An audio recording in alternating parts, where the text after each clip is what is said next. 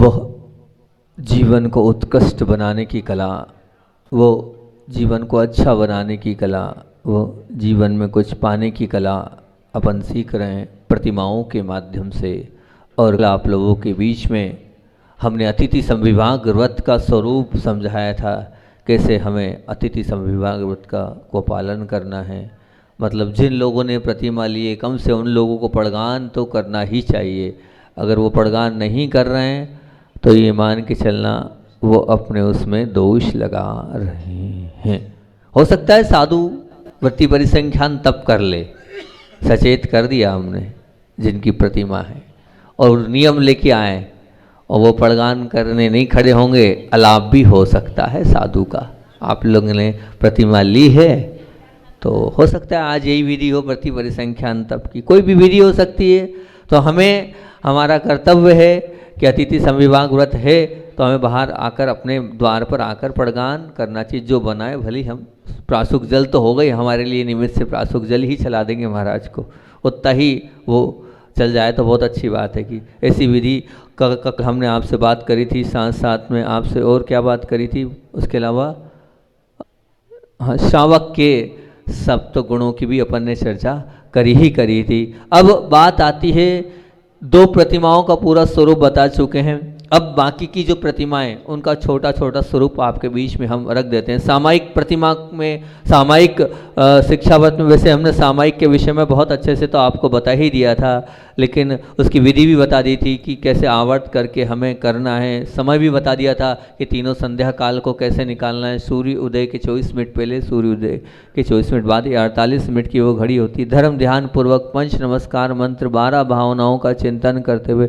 और जितने हमने आपको ध्यान बताए उन सबको ध्यान को करते हुए हमें सब करना है। सामायिक शिक्षाव्रत और तीसरी प्रतिमा में क्या अंतर है? सामायिक प्रतिमा में फिर से एक बार कि सामायिक शिक्षाव्रत में सामायिक दिन में 2 बार भी आप कर सकते हैं दूसरी प्रतिमा वाले, लेकिन सामायिक प्रतिमा वाले को 3 बार अनिवार्य रूप से सामायिक करना ही होगा। सामायिक शिक्षाव्रत में सामायिक अतिचार सहित भी हो सकती है, थोड़ा हिल लिए ढुल लिए ये हो गया वो हो गया हम, परंतु सामायिक प्रतिमा वालों को भगवान के जैसे सामायिक करना चाहिए। सामायिक शिक्षाव्रत सामायिक कुछ समय कम भी कर सकता है, आधा घंटा भी चलेगा, 35 मिनट भी चलेगा, कोई दिक्कत नहीं, 48 मिनट पूरे नहीं हो चलेंगे। लेकिन जिनकी सामायिक प्रतिमा तीसरी हो गई उनको 48 मिनट ही करना है।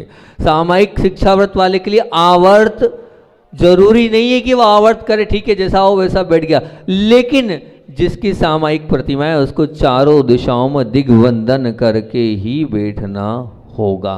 फिर उसके बाद 5वां बोला था कि सामायिक शिक्षाव्रत वाला आवर्त के साथ साथ सामायिक संधि काल में करे नियम नहीं है, वो कभी भी कर सकता है, बाद में भी कर सकता है, रात को 9 बजे भी कर सकता है, 10 बजे भी कर सकता है, समय की बाउंडिंग उसके लिए नहीं है।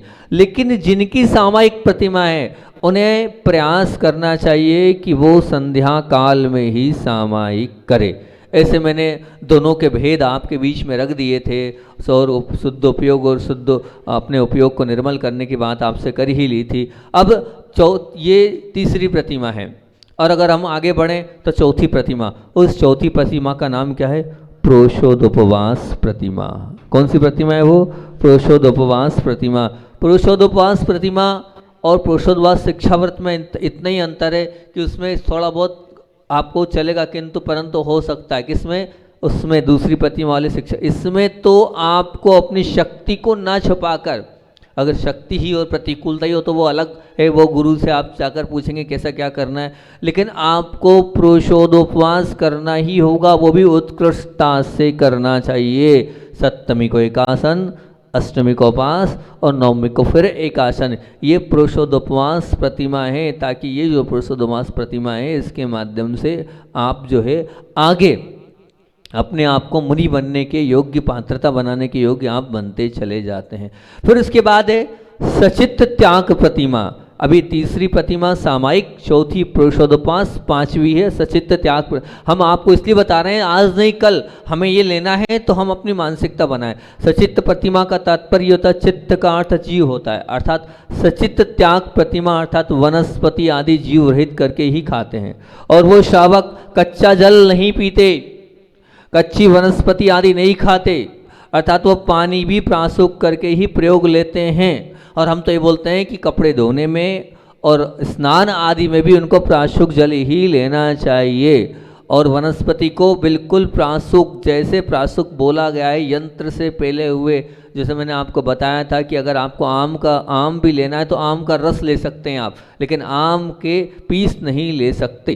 कौन? सचित्त त्याग प्रतिमा वाला। और भी जैसे सेवफल है तो सेवफल की सब्जी ले सकते हैं, लेकिन कोरा सेवफल ऐसा, या थोड़ा बहुत आपने गर्म पानी से धो लिया उसको, यहाँ पर आचार्य पूज्यवर ज्ञान सागर जी महाराज जी उसको प्राशुक नहीं मानते थे। प्राशुक का तात्पर्य कि प्रत्येक अंश में स्वाद और रंग सब बदलना चाहिए, तब कहीं जाकर वो प्राशुक होगा, अन्यथा वो प्राशुक नहीं कहलाएगा। तो यहाँ पर इंद्रिय संयम को पालन करने के लिए ये कहा जाता है। यद्यपि सचित्त को अचित्त करने से प्राणी संयम तो नहीं पलता, लेकिन इंद्रिय संयम पालने की दृष्टि से इसको किया जाता है। जैसे मान लीजिए आपने प्राशुक सेवफल किया है तो वो कम आप भोजन करेंगे, मतलब कम खाएंगे, और वो कच्चा होता है तो आप ज़्यादा मात्रा में खाते हैं, तो वो इंद्रिय संयम, हम रसना इंद्रिय को भी जीत लें और अचित्त हो जाता है तो जीवों का भी हमें विकल्प नहीं रहता है। इसलिए शिक्षावत के रूप में प्राशुक अचित्त भोजन को आपको करना है। ये सचित्त प्रतिमा त्याग है। मतलब आपका पहले आप जल जो है छान कर भी ले सकते थे, 48 मिनट की मर्यादा वाला ले सकते थे, लेकिन अब आपको प्राशुक करके ही जल लेना है अपने भोजन आदि में। ऐसा यहाँ पर ये आपकी कौन सी प्रतिमा हो गई? तो ये होगी 5वीं। फिर 6वीं प्रतिमा जो आती है, कल परसों प्रश्न आया था अभी अध्ययन करते हुए कि रात्रि भुक्ति प्रतिमा और दिवा मैथुन प्रतिमा, 2 नाम इसके आगम ग्रंथों में मिलते हैं। मतलब ये क्यों दिया महाराज जी? ये रात्रि भुक्ति प्रतिमा 6वीं प्रतिमा में थी, ये तो पहली छोड़ आए हम, बाल बोधाय कथते, और आप कहाँ आ गए? तो ये जो प्रश्न है इसका उत्तर यही हैगा कि आप घर गृहस्थी में रहते हो, और घर गृहस्थी में रहने के कारण आपको वहाँ पर जो है भोजन बनाना भी पड़ सकता है, खिलाना भी पड़ सकता है, अनुमोदना भी करनी पड़ सकती है। लेकिन अब क्या होगा?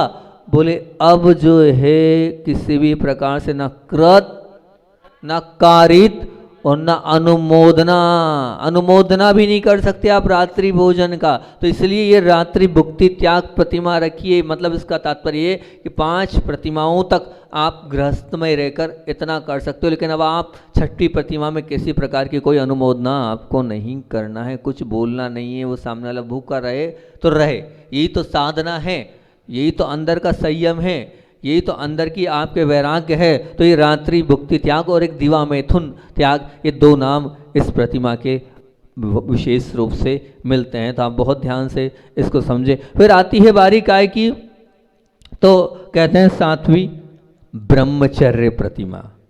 तो ब्रह्मचर्य प्रतिमा से तात्पर्य ये कि यहाँ पर मन से, वचन से और काय से भी अपने आप को ब्रह्मचर्य व्रत का पालन करना। ये सावक जो प्रतिमाधारी वाला होता है, ये किस प्रकार से होता है? तो कहते हैं स्त्रियों से, मतलब अभी तक पर स्त्री से संबंध तो पहले ही समाप्त हो गया था, स्व स्त्री से भी एक व्यवहार था, तो वो स्व स्त्री से भी व्यवहार समाप्त तो हो जाता है। और यहाँ से उसके जीवन में कुछ परिवर्तन आता है, वो सादगी वाला जीवन जीता है, अर्थात वो बहुत वैराग्य वाला जीवन जीने लगता है, अर्थात उसके कपड़ों में परिवर्तन आ जाना चाहिए। हालांकि दूसरी प्रतिमा से आ जाना चाहिए, लेकिन अब इसमें नियम हो गया, मतलब वो श्वेत वस्त्र ही धारण करे। अब वो ज़्यादा सजे, वैसे भी नहीं सजता धजता था, लेकिन अब और विशेष ध्यान रखे कि सजना धजना नहीं है। वो विवाह आदि में भी अब ना जाए, उसे विवाह आदि में भी अब नहीं जाना है। कोई विवाह आदि जैसे कार्यक्रम होते हैं उसमें भी अपना जो सहभागिता ना दे। प्रयास करें कि परिवार की विवाह हो तो भी उसमें भी कम से कम अपना समर्थन दे। ये कौन सी प्रतिमाधारी? 7वीं ब्रह्मचर्य प्रतिमाधारी के लिए ये कहा गया है। तो ये ब्रह्मचर्य प्रतिमा उनकी रहेगी, वो स्व स्त्री से भी अब विरक्त हो जाएंगे, अपनी पत्नी को भी माँ के रूप में देखेंगे, अपनी पत्नी में भी माँ का व्यवहार करेंगे, अपनी पत्नी में भी बहन का व्यवहार करेंगे। ऐसी ये मौलिक प्रतिमा है जिसमें अंदर से वैराग्य जो है झलकता है, और अंदर से झलकते हुए वो पूरी तरीके से विरक्ति और वैराग्य की ओर आगे ये प्रतिमा बढ़ा देती है। ऐसी ये कौन सी प्रतिमा है? तो कहते हैं ये 7वीं ब्रह्मचर्य प्रतिमा है। बहुत अनोखी और बहुत अलबेली है, अंदर से वैराग्य को दिलाने वाली ये प्रतिमा है।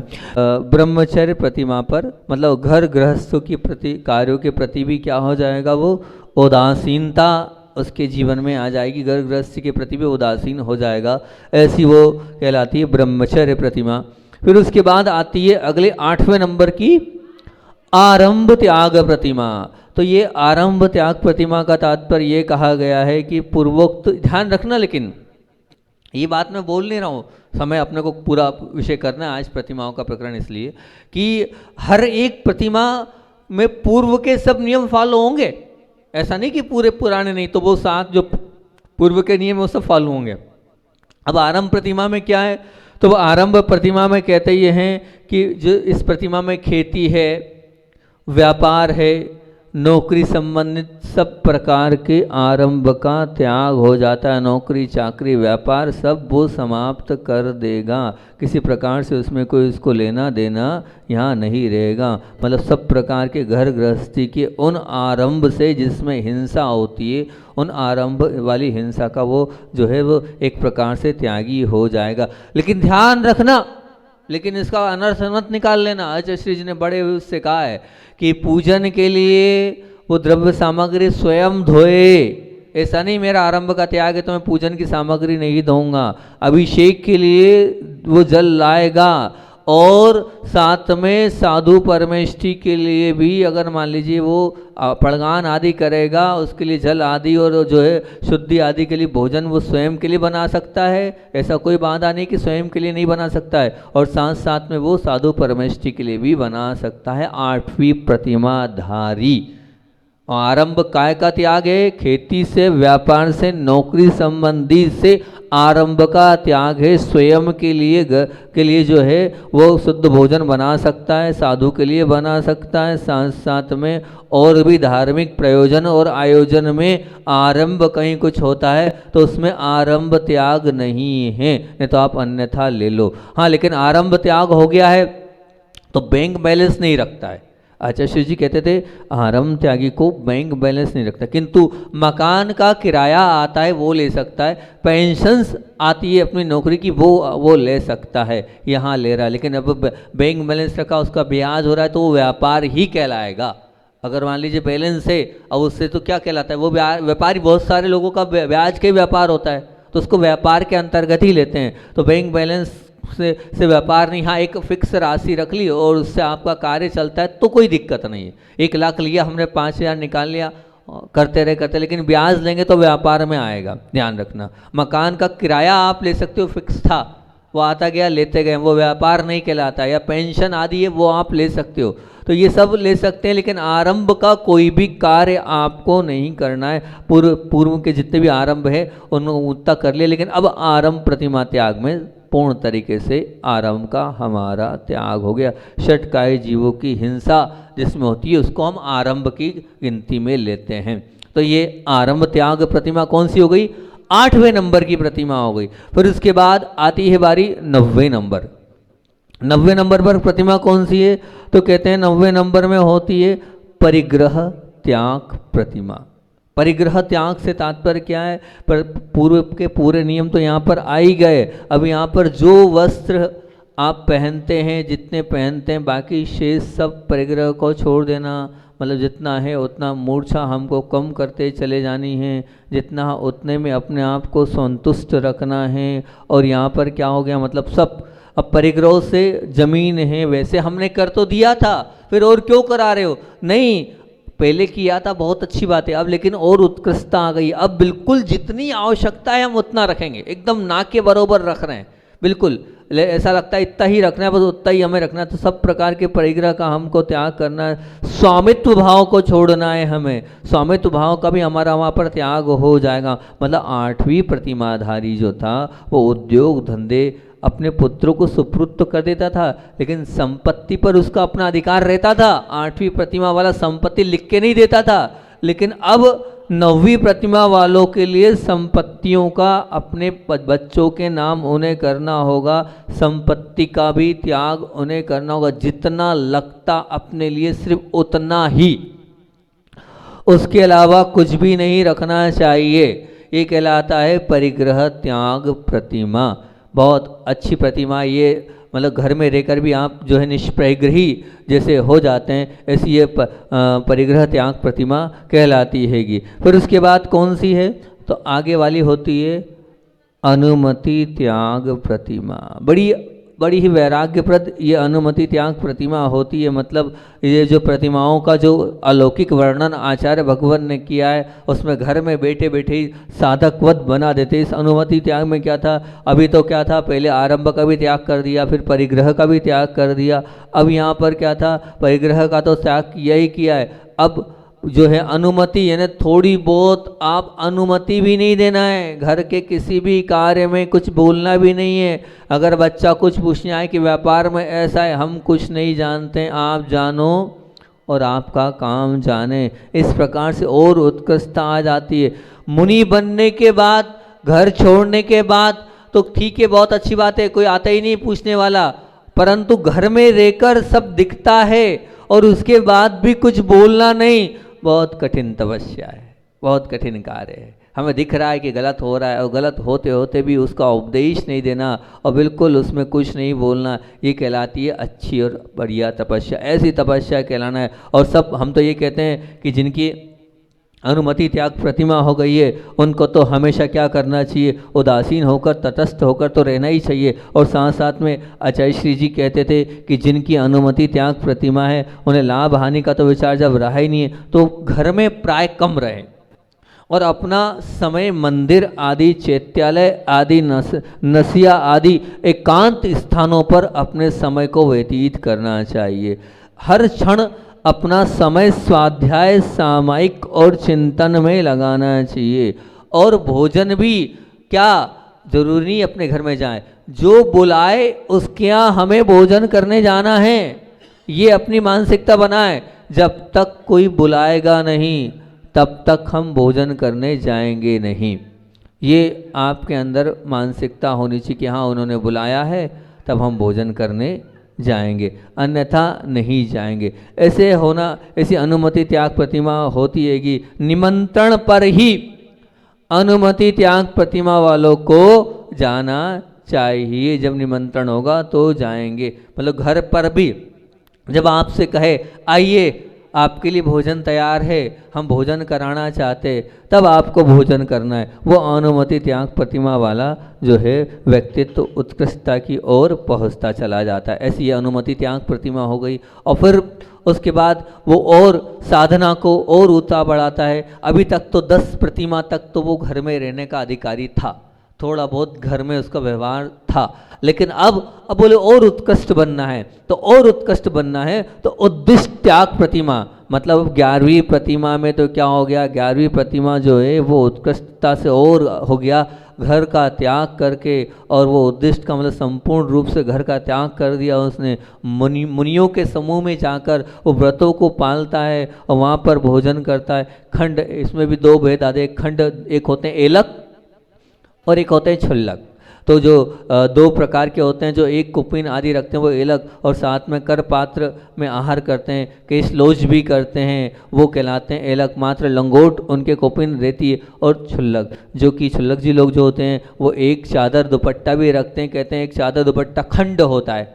खंड मतलब क्या, आगम में आता है सिर ढके तो पैर ना ढके और पैर ढके सिर ना ढके। मतलब जिसकी जितनी कहना चाहिए हाइट होती है उसके हिसाब से उसका वो नाप तोलता होता होगा कि वे इनकी इतनी हाइट है, मतलब ढकना नहीं चाहिए, थोड़ा ना थोड़ा रहना चाहिए। तो वो इस प्रकार के दुपट्टे को वो रखते हैं। भोजन पात्र में भी मतलब भोजन जो है पात्र में करने का ऐसा आता है कि उनके लिए एक पात्र दिया जाता है, और पूर्व में तो जो है वो कैशलूज करें ऐसा कोई नियम नहीं होता है, बिना कैशलूज के भी कर सकते हैं। प्राचीन समय में तो ऐसा होता था कि 7 घर आदि पर भी जाते थे और श्रावक कहे कि यहाँ बैठकर भोजन कर लो कर ले। लेकिन अब तो जैसे मुनिवतचर्या होती है, पड़गान जो है वो पड़गान होता है, पड़गान के बाद घरों में जाकर वो आहार लेते हैं। इस प्रकार से जो है छुल्लकों की उद्दिष्ट त्याग्य प्रतिमा होती है। और फिर उसके बाद 2 लाइनें और यहाँ पर जो आई है बहुत अच्छी है कि श्रावक के द्वारा भक्तिपूर्वक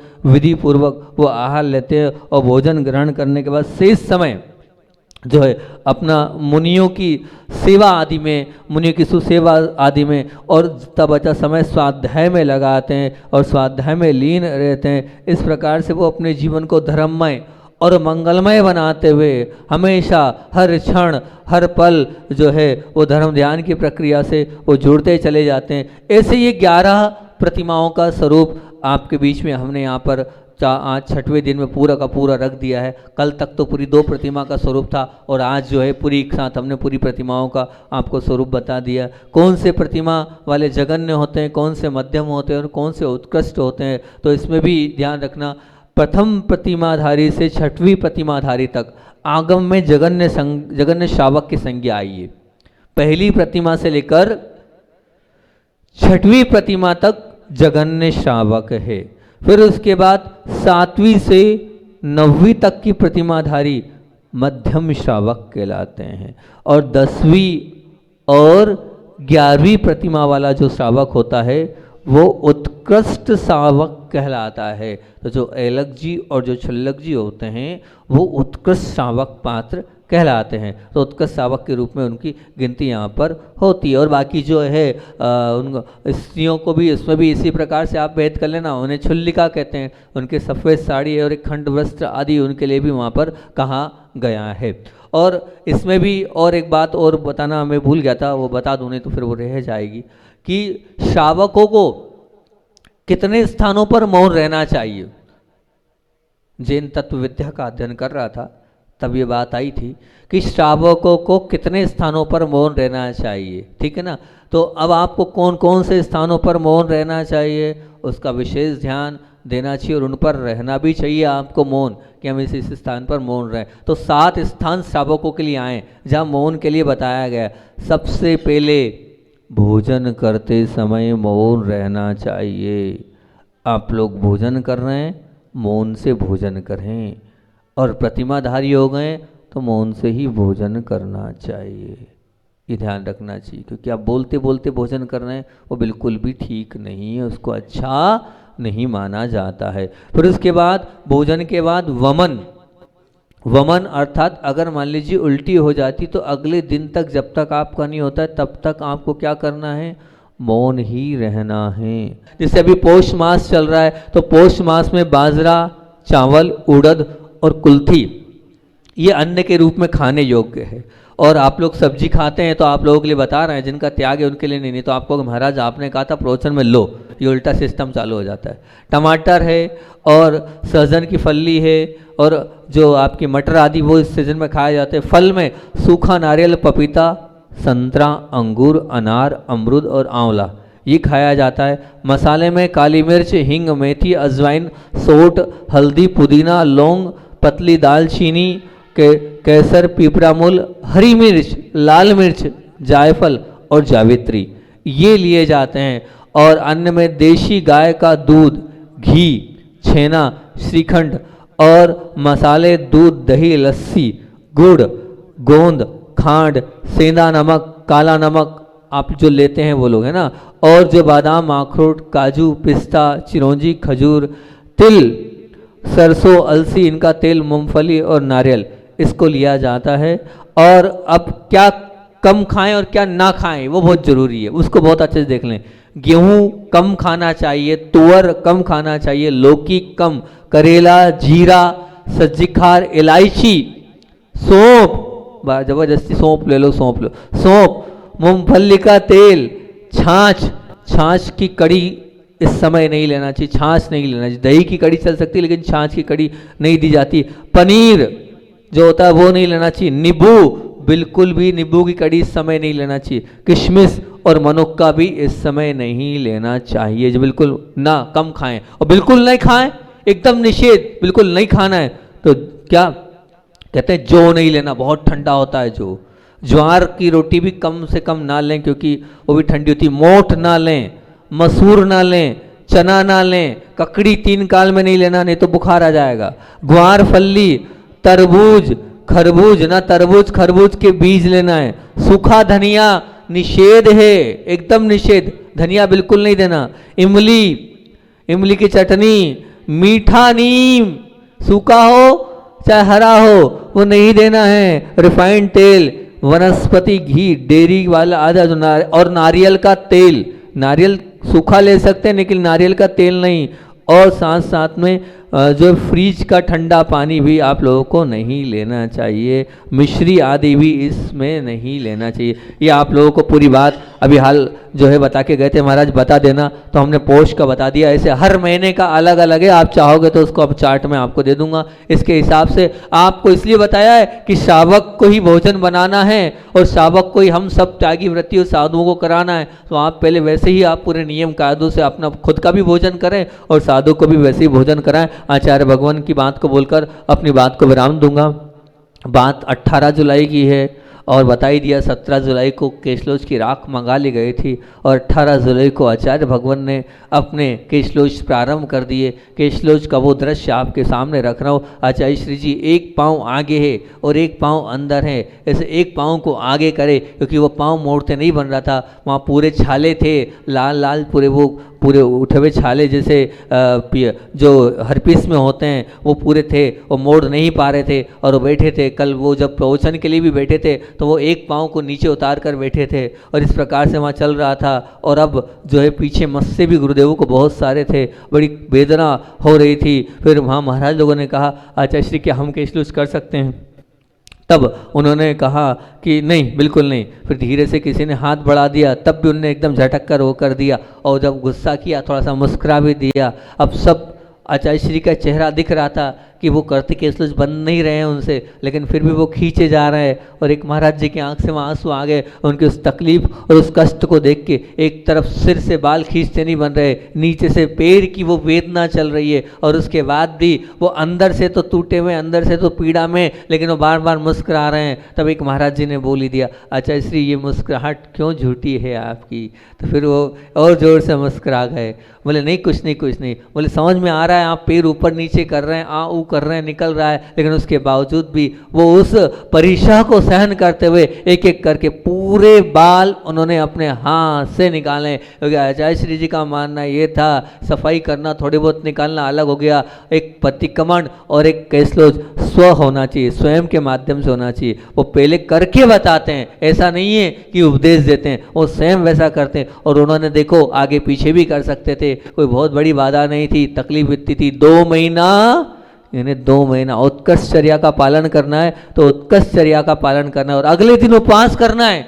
चतुर्मास से स्थापना का, ठीक है कोई बात नहीं, उधर धारणा पारणा हुई और पारणा के साथ ही अगले दिन जो है चतुर्मास से स्थापना का अंतिम दिन था, उसको भी आगे पीछे नहीं कर सकते थे, 4 चतुर्थी के बाद नहीं उपवास किया जा सकता। तो ऐसे उन्होंने वो उपवास किया और वहाँ पर आचार्य श्री उस तकलीफ को, उस पीड़ा को, उस कष्ट को देखकर सभी लोगों ने कहा कि चर्या हो तो ऐसी चर्या हो कि प्रतिकूल परिस्थिति में भी अपने आप को वो भूले नहीं। और उसके हिसाब से उन्होंने वो अपना कार्य जो करना था वो कार्य कर दिया। इतनी बात, आगे 19 तारीख को क्या होता है उसकी बात कल करेंगे। बोलिए आचार्य विद्यासागर जी महामुनि राज की जय।